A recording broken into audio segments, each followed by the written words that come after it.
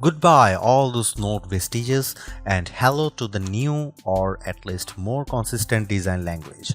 The all-new Samsung Galaxy S25 Ultra finally looks like a part of the Galaxy S family, sharing the same flat brand wrapping around its body. For this latest flagship, Samsung has recast the Galaxy S25 Ultra in the image of its siblings while maintaining that ultra flare with premium materials, the largest screen, and yes, the integrated S Pen.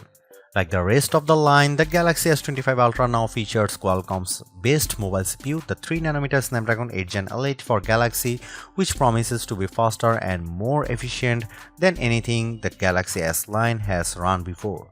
Samsung told us this is actually a custom version of the processor but didn't go into detail.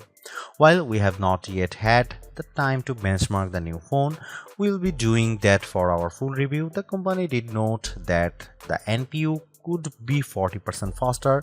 The CPU is, as they measures it, 37% faster than the last Ultra, and the GPU is, they promise, 30% faster. Even ray tracing gets a boost, with Samsung's benchmarks finding it 40% better than the S24 Ultra's ray tracing capabilities. Put another way, this might be a very good gaming smartphone. The Samsung Galaxy S25 Ultra was unveiled at Galaxy Unpacked on January 22. It's available to pre-order now in a choice of 4 colors: titanium silver, titanium white silver, titanium grey, and titanium black. The phone ships in either 256GB, 512GB or 1TB storage configurations, and every variant comes with 12GB of RAM. The Galaxy S25 Ultra will begin shipping on February 7 for the following prices.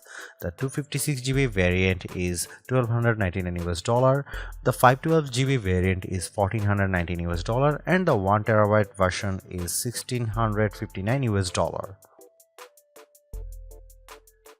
The Samsung Galaxy S25 Ultra looks and feels good, and while some might prefer the Galaxy S24 Ultra's more rounded styling, the S25 Ultra is 15% lighter and as a result feels better in the hand.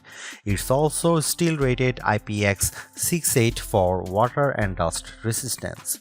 Samsung has mostly chosen to leave the screen technology as it is, covered in more scratch-resistant Gorilla Glass Armor 2. The display still has a sharp and pleasing QHD+ resolution, but it is slightly larger than the S24 Ultra's at 6.9 inches instead of 6.8 inches diagonally. Samsung did this not by making the phone larger, but by shrinking the bezel by 15%.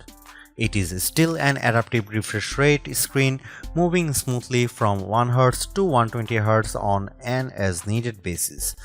New to the screen technology is ProScaler, which actually comes from Samsung's TV line and upscales lower resolution content. This is a hardware upgrade that will not filter down to previous models.